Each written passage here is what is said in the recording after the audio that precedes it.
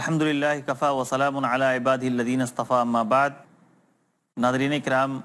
سیرت ساقی کوثر صلی اللہ علیہ وسلم کی اس محفل میں آپ سب کا استقبال ہے۔ آج کی اس محفل میں ہم اپنی گفتگو اس نئے اور صالح معاشرے کی تشکیل کے سلسلے میں کریں گے جسے نبی کریم صلی اللہ علیہ وسلم نے ان متعدد اقوام کے درمیان تشکیل دیا تھا۔ جیسا کہ ہمیں معلوم ہے کہ اللہ کے رسول صلی اللہ علیہ وسلم ربیع الاول سن 1 ہجری جمعہ کے دن مدینہ پہنچتے ہیں۔ مدینہ پہنچنے کے بعد آپ کا جو سب سے پہلا کام ہوتا ہے وہ مسجد کی تعمیر ہوتی ہے۔ جس طرح آپ نے قباء میں تعمیر کیا تھا، لمسجد اسس علی التقوی، تقوی پہ جس مسجد کی بنیاد پڑی تھی، اسی طرح سے اللہ کے رسول صلی اللہ علیہ وسلم نے مدینے میں بھی مسجد کی بنیاد رکھی، اور یہ مسجد اسی جگہ پہ تھی جہاں پہ اللہ کے رسول صلی اللہ علیہ وسلم کی اونٹنی بیٹھی تھی۔ اللہ کے رسول صلی اللہ علیہ وسلم صحابہ کے ساتھ، مہاجرین و انصار کے ساتھ اس مسجد کی تعمیر کرتے ہیں۔ وہ اونٹنی جہاں پر بیٹھی تھی وہ جگہ انصار کے 2 یتیم بچوں کی تھی۔ اللہ کے رسول صلی اللہ علیہ وسلم نے قیمتاً اس جگہ کو خرید لیا، اور وہاں پہ جو ویرانے تھے، وہاں پہ جو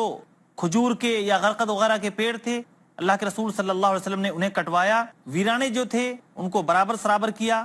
اور پھر کچی اینٹ اور گارے کے ساتھ مسجد کی تعمیر کرنی شروع کی۔ اس مسجد کی جو لمبائی تھی وہ تقریباً 100 ہاتھ تھی، چوڑائی بھی تقریباً کم و بیش اتنی ہی تھی۔ اسی طرح مسجد کی جو بنیاد تھی وہ 3 ہاتھ گہری تھی۔ اس کی دیواریں کچی اینٹ اور گارے سے تھیں، کھمبوں کے لیے کھجور کے پیڑ کا استعمال کیا گیا، اور چھت کے لیے کھجور کے پتوں کا استعمال کیا گیا۔ زمین چونکہ ناہموار تھی، اسی لیے ریت اور چھوٹے چھوٹے کنکر اس پہ بچھا دیے گئے۔ یہ وہ مسجد تھی جو صرف مسجد ہی نہیں تھی، جو صرف عبادت گاہ ہی نہیں تھی، بلکہ وہ ایک یونیورسٹی تھی۔ اللہ کے رسول صلی اللہ علیہ وسلم نے اس مسجد کی تعمیر کے ساتھ ساتھ اور بہت سارے حجرے بھی تعمیر کروائے، چھوٹے چھوٹے کمرے بھی بنوائے جو تقریباً کچی اینٹ اور گارے ہی کے تھے، اور ان کی بھی پوزیشن ویسی ہی تھی جو مسجد نبوی کی تھی، یعنی اس کے لیے بھی کھجور کے پتوں کا استعمال کیا گیا، کھجور کی لکڑی کا استعمال کیا گیا، اور وہ چھوٹے چھوٹے حجرے اللہ کے رسول صلی اللہ علیہ وسلم نے اپنی ازواج مطہرات کے لیے تعمیر کروائے، اپنی بیویوں کے لیے تعمیر کروایا۔ اور اس کے بعد اللہ کے رسول صلی اللہ علیہ وسلم جو ابھی تک ابو ایوب انصاری کے گھر میں ٹھہرے ہوئے تھے، وہاں سے اپنے گھر میں تشریف لاتے ہیں۔ تو دراصل یہ مسجد ایک عبادت گاہ ہی نہیں تھی، بلکہ اس نے ایک یونیورسٹی کا درجہ حاصل کر لیا تھا۔ یہاں پہ صحابہ کرام کی تربیت ہوتی تھی، یہاں پہ ان کا تزکیہ ہوتا تھا، یہاں پہ قرآن و حکمت کی تلاوت ہوتی تھی۔ اسی طرح وہ سارے صحابہ کرام جن کا کچھ بھی نہیں تھا، جو بالکل لٹے پوٹے تھے، غریب و نادار تھے، جنہیں تاریخ اصحاب صفہ کے نام سے جانتی ہے، یہ لوگ بھی یہاں ایک چبوترے پہ بیٹھ کے تعلیم حاصل کرتے تھے۔ اللہ کے رسول صلی اللہ علیہ وسلم جب اپنے صحابہ کے ساتھ کوئی مشورہ کرنا چاہتے، کسی گمبھیر مسئلے پر، کسی سیریس مسئلے پر آپ کو گفتگو کرنی ہوتی، تو آپ جو اصحاب شورا تھے، جو مشورہ دینے والے صحابہ کرام تھے، ان کے ساتھ بیٹھ کر اسی مسجد میں آپ گفتگو کیا کرتے تھے۔ یہیں پر آپ کے معاملات طے پاتے تھے، یہیں پر قضایا طے پاتے تھے، لوگوں کے جھگڑے یہیں پر طے پاتے تھے، کوئی بھی اختلاف و انتشار ہوتا تھا وہ بھی اسی مسجد میں طے کیا جاتا تھا۔ اسی طرح انتظام و انصرام کا جو بھی قانون پاس کرنا ہوتا تھا وہ بھی اسی مسجد ہی سے پاس کیا جاتا تھا۔ تو دراصل یہ مسجد ہی نہیں تھی، بلکہ ایک یونیورسٹی تھی، اور مسجد کو آج بھی یہی رول پلے کرنا چاہیے۔ آج بھی مسجد کے جو ذمہ داران ہیں انہیں چاہیے کہ اللہ کے اس گھر میں وہ سارے کام کریں جو اللہ کے رسول صلی اللہ علیہ وسلم کرتے تھے۔ اسی سے مسجد کی اہمیت معلوم ہوگی، اسی سے لوگ مسجد سے زیادہ زیادہ جڑیں گے۔ اپنے اختلافات، اپنے انتشارات، اپنے جھگڑے وہ سارے انہی مسجدوں میں لے کے آئیں، تاکہ لوگ مسجد سے جڑیں، تاکہ لوگوں کا ربط اور تعلق مسجد سے مضبوط ہو۔ کیونکہ اللہ کے رسول صلی اللہ علیہ وسلم نے اس مسجد کو صرف عبادت گاہ ہی نہیں بنایا تھا، بلکہ اس کو ایک مدرسہ بنایا تھا۔ اللہ کے رسول صلی اللہ علیہ وسلم بنفس نفیس اس مسجد کی تعمیر میں آپ شریک تھے۔ آپ بھی اینٹیں اور گارے اٹھاتے تھے۔ آپ کی محنت جب صحابہ کرام نے دیکھی، انصار نے دیکھی، تو وہ بھی آپ کے ساتھ ساتھ شامل ہو گئے، اور انہوں نے کہا کہ اگر اللہ کے رسول صلی اللہ علیہ وسلم آپ بیٹھ جائیے، ہم آپ کی جگہ پہ کام کرتے ہیں۔ لیکن اللہ کے رسول صلی اللہ علیہ وسلم تعمیر کرتے جاتے تھے اور پڑھتے جاتے تھے، اللہم لا عیش الا عیش الاخرہ، فاغفر للانصار والمہاجرہ، اللہ تعالیٰ زندگی تو بس صرف آخرت کی زندگی ہے، اور تو انصار اور مہاجرین کو بخش دے۔ انصار بھی آپ کے پیچھے پیچھے پڑھتے جاتے تھے کہ اگر اللہ کے رسول صلی اللہ علیہ وسلم کام کرتے رہے اور ہم یوں بیٹھ کے دیکھتے رہے تو ہمارا کام یہ تو ضائع چلا جائے گا، اور اس طرح سے یہ مسجد مکمل ہو جاتی ہے، اس کی تعمیر مکمل ہو جاتی ہے، اس کی دیواریں استوار ہو جاتی ہیں، مضبوط ہو جاتی ہیں۔ مسجد کی تعمیر کے بعد اللہ کے رسول صلی اللہ علیہ وسلم جو دوسرا کام کرتے ہیں وہ مہاجرین اور انصار میں بھائی چارے کا کام کرتے ہیں، اور یہ بہت بڑا کام تھا، کیونکہ مہاجرین بالکل نہتے تھے، ان کے ہاتھ بالکل خالی تھے، ایک دم لوٹے پوٹے مدینہ پہنچے تھے، ان کے پاس اللہ اس کے رسول کی محبت کے سوا کچھ نہیں بچا تھا، اپنی ساری دنیا لٹا کے اللہ کی راہ میں وہ چلے آئے تھے، لہذا ضروری تھا کہ انہیں بھی ان کے قدموں پہ کھڑا کیا جاتا، ان کے لیے بھی وہ اسباب فراہم کیے جاتے جس سے زندگی گزارنے کے لیے وہ بھی 2 وقت کا کھانا پا سکیں، اپنے بدن کو ڈھانک سکیں۔ چنانچہ اللہ کے رسول صلی اللہ علیہ وسلم نے، جیسا کہ حضرت انس بن مالک رضی اللہ تعالیٰ عنہ کہتے ہیں کہ میرے گھر میں اللہ کے رسول صلی اللہ علیہ وسلم نے تقریباً 90 یا 70 مہاجرین و انصار کے درمیان بھائی چارہ کروایا، جیسا کہ صحیح بخاری و مسلم میں ہے کہ اللہ کے رسول صلی اللہ علیہ وسلم نے بہت سارے لوگوں کے درمیان بھائی چارہ کرایا، اس میں عبد الرحمن بن عوف اور سعد بن ربیع ہیں، خاص طور سے سعد بن ربیع رضی اللہ تعالیٰ عنہ جب عبد الرحمن بن عوف کے ساتھ ان کا مواخات ہو جاتا ہے، ان کی بھائی چارے کا رشتہ ہو جاتا ہے، تو یہ عبد الرحمن بن عوف کو اپنے ساتھ لے جاتے ہیں، کہتے ہیں کہ میں مدینہ کا سب سے مالدار شخص ہوں، میرے پاس دولت سب سے زیادہ ہے، تو یہ رہے میرے باغات، یہ رہا میرا مال و جائیداد، یہ رہی میری پراپرٹی، آپ اس میں سے آدھا لے لو۔ ناظرین کرام، اللہ کے رسول صلی اللہ علیہ وسلم نے یہ جو مواخات کروایا تھا، یہ جو بھائی چارے کا رشتہ مہاجرین و انصار کے درمیان مضبوط کیا تھا، تاریخ میں کہیں بھی ایسی مثال آپ نہیں پائیں گے کہ جب ایک شخص یہاں تک تیار ہو گیا، اس نے کہا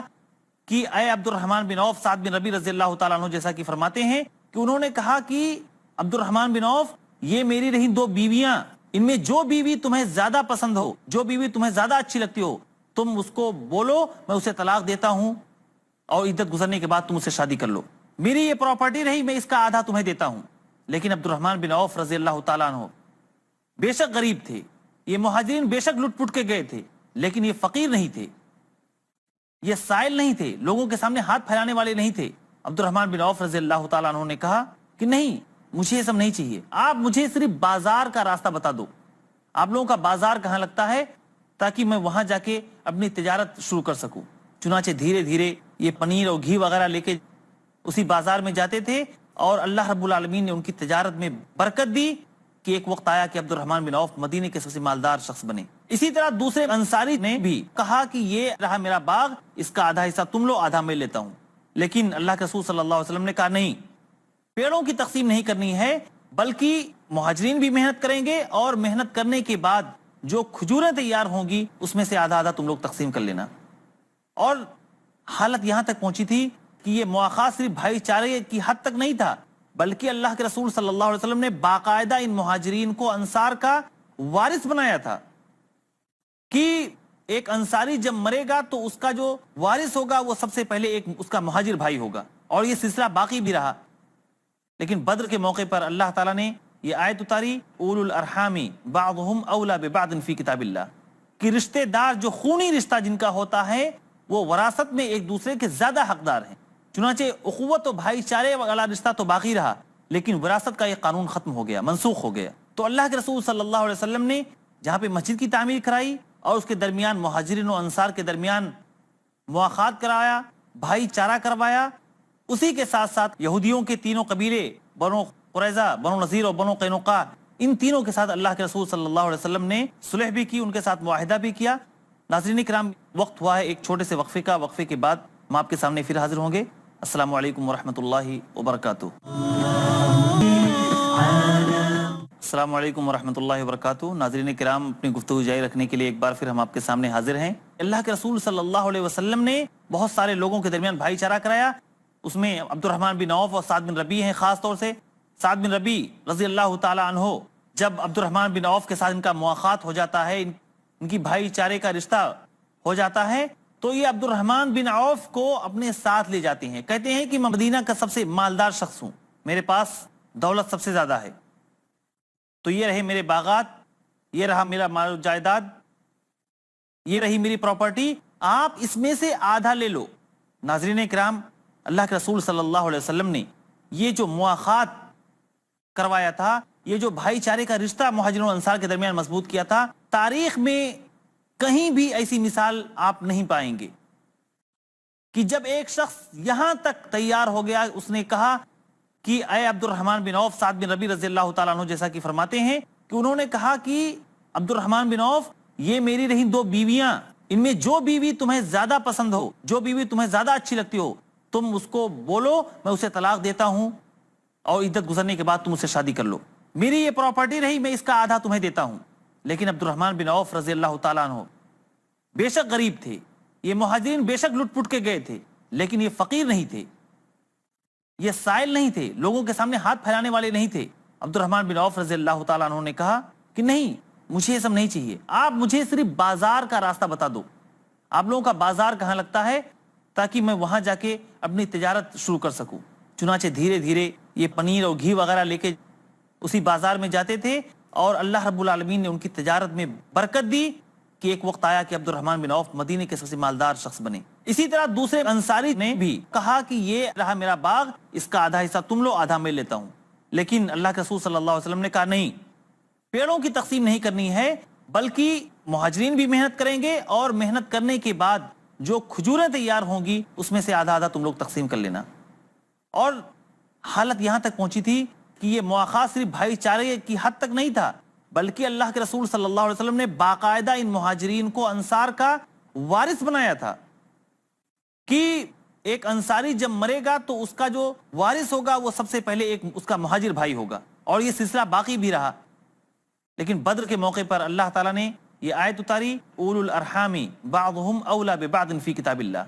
کہ رشتے دار جو خونی رشتہ جن کا ہوتا ہے وہ وراثت میں ایک دوسرے کے زیادہ حقدار ہیں۔ چنانچہ اخوت و بھائی چارے والا رشتہ تو باقی رہا، لیکن وراثت کا یہ قانون ختم ہو گیا، منسوخ ہو گیا۔ تو اللہ کے رسول صلی اللہ علیہ وسلم نے جہاں پہ مسجد کی تعمیر کرائی اور اس کے درمیان مہاجرین و انصار کے درمیان مواخات کرایا، بھائی چارہ کروایا، اسی کے ساتھ ساتھ یہودیوں کے تینوں قبیلے، بنو قریظہ، بنو نذیر اور بنو قینقاع، ان تینوں کے ساتھ اللہ کے رسول صلی اللہ علیہ وسلم نے صلح بھی کی، ان کے ساتھ معاہدہ بھی کیا، اور ان کے ساتھ معاہدے کے دفعات لکھے، جس میں یہ ساری چیزیں بیان کی گئی تھیں کہ مسلمان اور یہودی دونوں ایک دوسرے کی مدد کریں گے، جنگ کا موقع آئے گا تو دونوں ایک دوسرے کی مدد کریں گے، اگر کوئی ناگہانی مصیبت و آفت آئی تو دونوں ایک دوسرے کی مدد کریں گے۔ ان کے ساتھ جو دوسرے قبائل ہیں جن کے ساتھ ان لوگوں کے عہد و پیمان ہیں، دونوں قبیلے،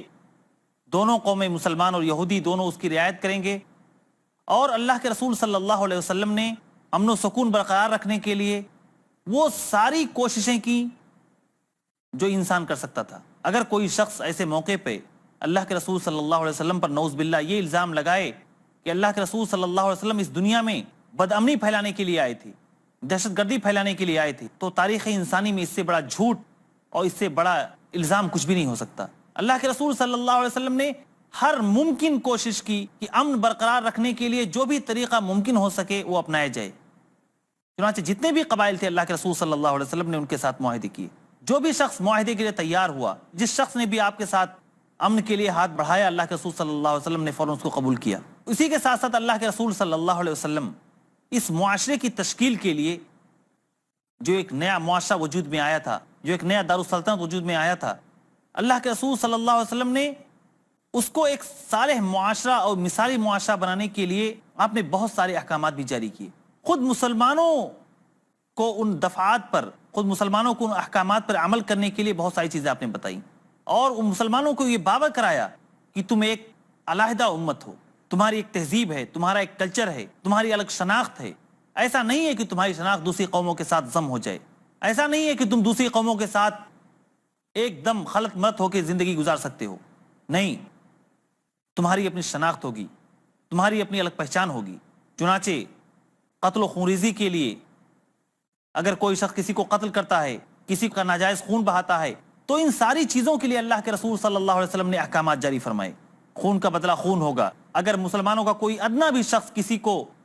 اپنے ہاں امان دیتا ہے تو سارے مسلمان اس میں برابر ہوں گے، سارے لوگ اس امن کے ذمہ دار ہوں گے، اور کوئی بھی شخص اس بات کا حقدار نہیں ہوگا کہ وہ شخص کا خون بہائے جس کو اس کے ادنا سے بھائی نے بھی امان دیا ہو۔ اور مختلف مواقع پر جب بھی کوئی ایسا موقع آیا کہ صحابہ کرام کی تربیت کی جائے تو اللہ کے رسول صلی اللہ علیہ وسلم نے ان کے لیے احکامات جاری کیے، ان کی اخلاق و عادات کو سدھارنے کے لیے، ان کی عادت و اطوار کو سدھارنے کے لیے، انہیں ایک مثالی اور آئیڈیل انسان بنانے کے لیے آپ نے کوشش کی۔ اور تاریخ گواہ ہے کہ انبیاء کے بعد روئے زمین نے ان سے اچھے افراد اپنی آنکھوں سے نہیں دیکھے، ان سے صالح افراد اس روئے زمین نے نہیں دیکھے۔ وہ دراصل اللہ کے رسول صلی اللہ علیہ وسلم کی تربیت یافتہ تھے۔ آپ نے ایک دوسرے کے حقوق بتائے۔ آپ نے فرمایا کوئی اس وقت تک مومن نہیں ہو سکتا کہ جب تک اپنے بھائی کے لیے وہی چیز نہ پسند کرے جو اپنے لیے پسند کرتا ہے۔ اللہ کے رسول صلی اللہ علیہ وسلم نے یہ بھی فرمایا کہ مثل المؤمنین فی توادہم وتراحمہم وتوافقہم کمثل الجسد، مسلمانوں کی مثال ایک دوسرے سے محبت کرنے میں، ایک دوسرے سے الفت کرنے میں، ایک دوسرے سے رحم و کرم کرنے میں ایک بدن کی طرح ہے کہ اگر بدن کا کوئی بھی حصہ تکلیف کا شکار ہو جائے تو سارا بدن بخار میں مبتلا ہو جاتا ہے۔ اللہ کے رسول صلی اللہ علیہ وسلم نے پڑوسیوں کے حقوق بتائے۔ آپ نے فرمایا کہ واللہ لا یؤمن واللہ لا یؤمن واللہ لا یؤمن، اللہ کی قسم وہ مومن نہیں ہو سکتا، اللہ کی قسم وہ ایماندار نہیں ہو سکتا، اللہ کی قسم وہ اللہ پر ایمان لانے والا، رسول پر ایمان لانے والا نہیں ہو سکتا۔ صحابہ نے پوچھا کہ کون شخص مومن نہیں ہو سکتا؟ اللہ کے رسول نے فرمایا من لا یؤمن جارہ بوائقہ، کہ جس کے شر سے، جس کی تکلیفوں سے اس کا پڑوسی محفوظ نہ ہو۔ اللہ کے رسول صلی اللہ علیہ وسلم اپنے صحابہ کو یہ بھی بتاتے تھے کہ کوئی شخص مومن ہو ہی نہیں سکتا کہ خود تو آسودہ ہو کے پیٹ بھر کے سوئے، اس کا پڑوسی بھوکا سوئے۔ اللہ کے رسول صلی اللہ علیہ وسلم اپنے صحابہ کرام کو حیاداری سکھاتے تھے، ایک دوسرے پہ رحم و کرم کرنا سکھاتے تھے۔ اللہ کے رسول نے فرمایا کہ ارحموا من فی الارض یرحمکم من فی السماء، زمین والوں پر رحم کرو، زمین والوں کے ساتھ رحم و کرم بانٹو، آسمان والا تم پر رحم بانٹے گا۔ اللہ کے رسول صلی اللہ علیہ وسلم نے کسی بھی شخص کا ناجائز خون کرنے سے منع فرمایا، اپنے بھائی کی مدد کرنے کی ترغیب دلائی۔ آپ نے فرمایا المؤمن للمؤمن کالبنیان یشد بعضہ بعضا، مومن مومن کے لیے ایک دیوار کی طرح ہے، ایک عمارت کی طرح ہے، جس کی ہر دیوار، جس کی ہر اینٹ دوسری اینٹ کو تقویت دیتی ہے۔ اسی طرح اللہ کے رسول نے یہ بھی فرمایا کہ کوئی مسلمان کسی مسلمان کو بے یار و مددگار نہ چھوڑے، کسی دشمن کے حوالے نہ کرے، ہر ممکن اس کی مدد کرے، جو بھی جائز طریقہ ہو سکتا ہے اپنے مومن بھائی کی مدد کرے۔ اسی طرح اللہ کے رسول صلی اللہ علیہ وسلم نے غیبت کرنے، چغلی کرنے، حسد کرنے، کسی کے ساتھ بدخلقی کا مظاہرہ کرنے، ان ساری چیزوں سے اللہ کے رسول نے منع فرمایا۔ اللہ کے رسول نے فرمایا کہ نمام اور قطات، لوگوں کے درمیان فتنہ و فساد مچانے والا، لوگوں کے درمیان چغلی و غیبت کرنے والا کبھی بھی جنت میں داخل نہیں ہوگا۔ لا يدخل الجنت نمام، جنت میں کینہ پرور شخص، لوگوں میں فتنہ و فساد پھیلانے والا، ادھر کی بات ادھر لگانے والا، ان کی بات ان کے پاس پہنچانے والا کبھی بھی جنت میں داخل نہیں ہوگا۔ دراصل اللہ کے رسول صلی اللہ علیہ وسلم چاہتے تھے کہ اپنے ساتھیوں کے دلوں سے، اپنے صحابہ کرام کے دلوں سے وہ ساری اخلاقی برائیاں، وہ سارے اخلاقی بگاڑ جو ممکن ہو سکتے تھے ان کو کھرچ کے پھینک دیں۔ آپ یہ محسوس کر سکتے ہیں کہ حالت یہاں تک پہنچی کہ صحابہ کرام ایک دوسرے کے لیے جان دینے کے لیے تیار ہو جاتے ہیں۔ جنگ میں جان جا رہی ہے، جان نکل رہی ہے، پیاس سے زبان سوکھی ہوئی ہے، لیکن اسے اپنے بھائی کی فکر لگی ہوئی ہے۔ نہیں، مجھے نہیں، میرے بھائی کو پلا دو، مجھے نہیں، میرا بھائی زیادہ پیاسا ہے، اس کو پلا دو۔ یہ قربانی تھی۔ ایک حدیث میں وارد ہے کہ اللہ کے رسول صلی اللہ علیہ وسلم نے ایک صحابی کے بارے میں فرمایا کہ وہ شخص جنتی ہے۔ صحابی عبداللہ بن عمر رضی اللہ تعالیٰ عنہ کہتے ہیں کہ میں نے سوچا کہ اللہ کے رسول صلی اللہ علیہ وسلم نے اس شخص کو کیوں جنتی کہا ہے، ذرا میں دیکھوں کہ وہ کون سا عمل ایسا کرتا ہے جس کی وجہ سے اللہ کے رسول صلی اللہ علیہ وسلم نے دنیا ہی میں اس کو جنت کی بشارت دے دی ہے۔ چنانچہ وہ اس شخص کے پاس، اس صحابی کے یہاں رات گزارنے کے لیے ایک دن جاتے ہیں۔ کہتے ہیں میں آپ کے یہاں مہمان بننے کے لیے آیا ہوں۔ کہتے ہیں اہلاً و سہلاً، بہت اچھی بات ہے، یہ میرے لیے شرف کی بات ہے کہ آپ ہمارے یہاں مہمان بنیں۔ دراصل وہ دیکھنا چاہتے تھے، مشاہدہ کرنا چاہتے تھے، ان کے دل میں یہ حرص پیدا ہوئی کہ اللہ کے رسول صلی اللہ علیہ وسلم نے اس شخص کو اگر جنتی کہا ہے تو کوئی خاص کوالٹی ہوگی، کوئی خاص صفت ہوگی جس کی وجہ سے اللہ کے رسول صلی اللہ علیہ وسلم نے اس کو جنتی کہا ہے۔ وہ 1 رات 2 رات 3 رات ان کے یہاں گزارتے ہیں، لیکن انہیں کوئی خاص ایسا عمل نظر نہیں آیا جس سے انہیں یہ احساس ہوتا کہ اللہ کے رسول صلی اللہ علیہ وسلم نے اسی وجہ سے ان کو جنتی کہا ہے۔ 3 دن گزرنے کے بعد وہ صحابی عبداللہ بن عمر رضی اللہ تعالیٰ عنہ پوچھتے ہیں کہ ٹھیک ہے میں جا رہا ہوں، لیکن ایک سوال میں آپ سے پوچھ رہا ہوں کہ آخر کیا وجہ ہے کہ اللہ کے رسول صلی اللہ علیہ وسلم نے آپ کو جنتی کہا ہے؟ انہوں نے کہا کہ میں تو ایسا کوئی خاص عمل تو نہیں کرتا ہوں۔ عبداللہ بن عمر رضی اللہ تعالیٰ عنہ کہتے ہیں کہ میں نے اس شخص کو رات میں تہجد بھی پڑھتے ہوئے نہیں دیکھا، اس شخص کو کوئی ایکسٹرا عمل کرتے ہوئے نہیں دیکھا جو میں خود نہ کرتا رہا ہوں، تو مجھے تعجب ہوا، لہذا میں پوچھ ہی بیٹھا کہ آخر کیوں اللہ کے رسول صلی اللہ علیہ وسلم نے آپ کو ایسا کہا ہے؟ وہ کہتے ہیں کہ میں ایسی کوئی خاص چیز تو نہیں کرتا ہوں، لیکن ایک چیز ہے، شاید ممکن ہے اللہ کے رسول صلی اللہ علیہ وسلم نے اسی وجہ سے مجھے بشارت دی ہو۔ میں جب رات کے وقت سوتا ہوں تو سونے سے پہلے غور کرتا ہوں، اپنے آپ کا جائزہ لیتا ہوں، اپنا محاسبہ کرتا ہوں اور سوچتا ہوں کہ کیا میں کسی مسلمان کے خلاف، کسی مومن کے خلاف اپنے دل میں کوئی کینہ و حسد پاتا ہوں؟ کیا کسی کے خلاف میرے دل میں کوئی جلن ہے، کوئی حسد ہے؟ تو آخر میں غور کرنے کے بعد میں اس نتیجے پہ پہنچتا ہوں کہ الحمدللہ میرے دل میں کسی بھی مومن کے خلاف، کسی بھی مسلم کے خلاف کوئی کینہ و حسد نہیں ہے، کوئی جلن نہیں ہے۔ عبداللہ بن عمر رضی اللہ تعالیٰ عنہ کہتے ہیں کہ یہی وجہ ہے کہ اللہ کے رسول صلی اللہ علیہ وسلم نے تمہیں جنت کی بشارت دی ہے۔ یہ اللہ کے رسول صلی اللہ علیہ وسلم کی تربیت کا نتیجہ تھا کہ ایسے ایسے افراد اس معاشرے میں وجود میں آئے جنہیں رہتی دنیا نے کبھی بھی نہیں دیکھا۔ ادھر ابو بکر صدیق رضی اللہ تعالیٰ عنہ ہیں، عمر فاروق رضی اللہ تعالیٰ عنہ ہیں، کوئی حیاداری میں اس درجہ کو پہنچا گیا کہ اللہ کے رسول خود ان سے حیا کھاتے ہیں، کوئی شخص حکمت میں اور ایمانی غیرت میں اس درجہ کو پہنچا کہ اللہ کے رسول صلی اللہ علیہ وسلم نے فرمایا کہ اگر میرے بعد کوئی نبی ہوتا تو وہ عمر ہوتے۔ اللہ کے رسول صلی اللہ علیہ وسلم نے یہ بھی فرمایا کہ اللہ نے عمر کی زبان اور ان کے دل پر حق بات کو لکھ دیا ہے۔ ابو بکر صدیق کے بارے میں فرماتے ہیں اللہ کے رسول صلی اللہ علیہ وسلم کہ میں نے دنیا میں سارے لوگوں کے احسانات چکا دیے سوائے ابو بکر صدیق کے۔ علی مرتضی اللہ کے رسول صلی اللہ علیہ وسلم کی تربیت میں جو پلے بڑھے تھے، جن کو حیدر کے لقب سے جانا جاتا ہے، اسی طرح عبد الرحمن بن عوف، سعد بن ابی وقاص، سعد بن معاذ، یہ سارے لوگ یا عشرہ مبشرہ رہے ہوں یا وہ لوگ جو بدر میں آپ کے ساتھ شریک رہے ہوں یا احد میں شریک رہے ہوں، یہ سارے لوگ جو بعد میں تیار ہوئے، یہ اللہ کے رسول صلی اللہ علیہ وسلم کی حسن تربیت کا نتیجہ تھا۔ یہ اس تربیت کا نتیجہ تھا جس تربیت کی بنیاد پر اللہ کے رسول صلی اللہ علیہ وسلم اس معاشرے کی تشکیل دینا چاہتے تھے، اور اللہ کے رسول صلی اللہ علیہ وسلم نے اپنی کوششوں سے اور اللہ کی توفیق سے اس معاشرے کو تشکیل دینے میں کامیاب ہو گئے، جس کے لیے ہر آدمی آرزو کر سکتا ہے۔ ناظرین کرام، آج کی بات میں یہیں پر ختم کرتا ہوں۔ اللہ رب العالمین سے دعا ہے کہ اللہ تعالی ہمیں صحابہ کرام سے محبت کرنے والا بنائے، آمین۔ والسلام علیکم ورحمۃ اللہ وبرکاتہ۔